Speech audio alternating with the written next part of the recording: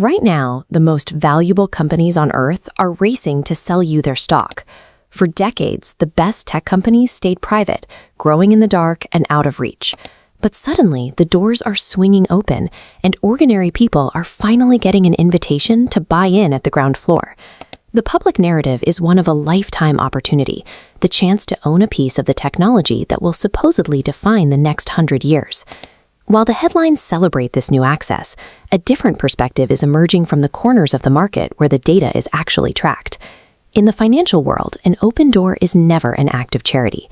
History shows that when the most powerful players on Wall Street start inviting everyone inside, the person holding the door open usually has a very specific reason for wanting you there.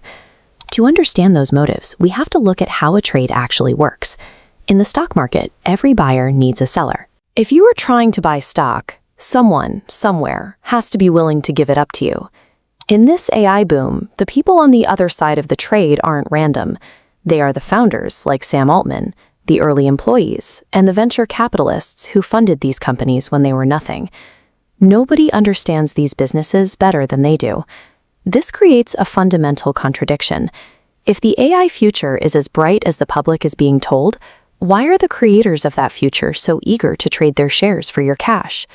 They are looking at internal numbers that the general public will never see, and based on those numbers, they've made a decision.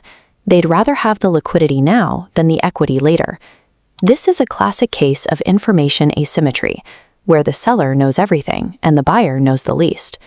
Professional investors use a strategy I call the dine and dash.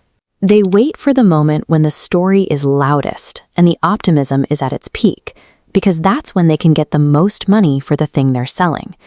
We saw this pattern in 1999, the year before the dot-com bubble popped. Tech companies made up a record 51% of all companies going public that year. Insiders were rushing to list their shares, while retail investors thought they were buying the digital future.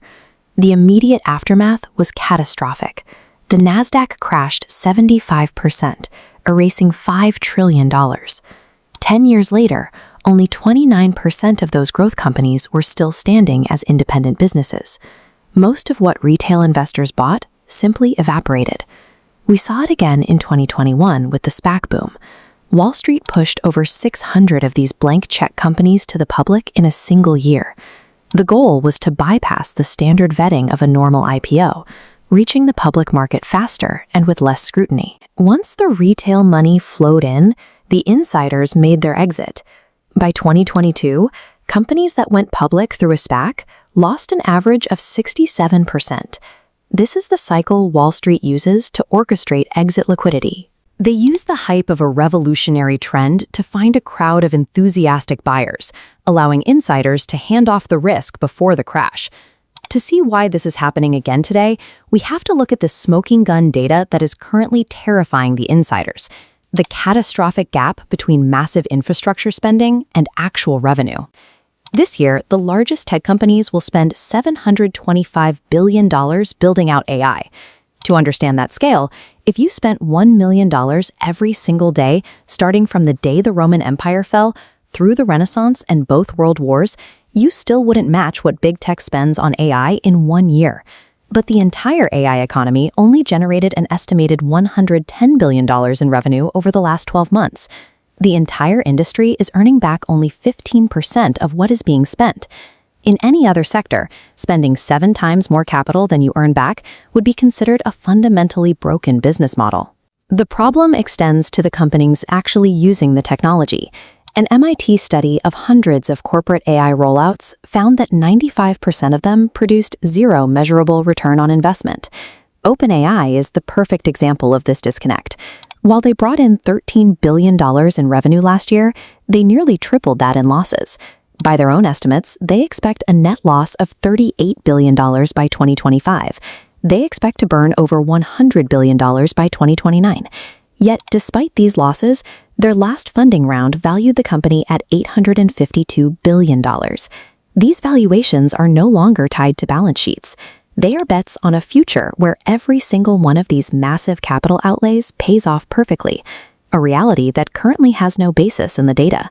This environment reminds me of one of the most infamous moments in finance. In the summer of 2007, Just months before the global financial system broke, Citigroup CEO Charles Prince was asked why he kept financing risky deals. He admitted that he knew the credit markets were stretched, but he said, "As long as the music is playing, you've got to get up and dance. We're still dancing." Prince knew a crisis was coming, but he also knew that as long as the money was flowing, he had to keep participating. It's the same game of financial hot potato we're seeing today with AI stocks. The insiders know the valuations are unsustainable. The only rational move is to pass that risk to an enthusiastic crowd of buyers before the music stops and the market locks up. So why are the people who know these companies best in such a hurry to sell?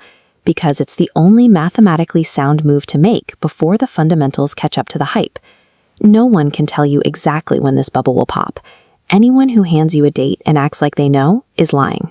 But you don't need a date to survive. You just need to be able to read the room you're standing in, so you aren't the last one left on the dance floor when the music finally stops.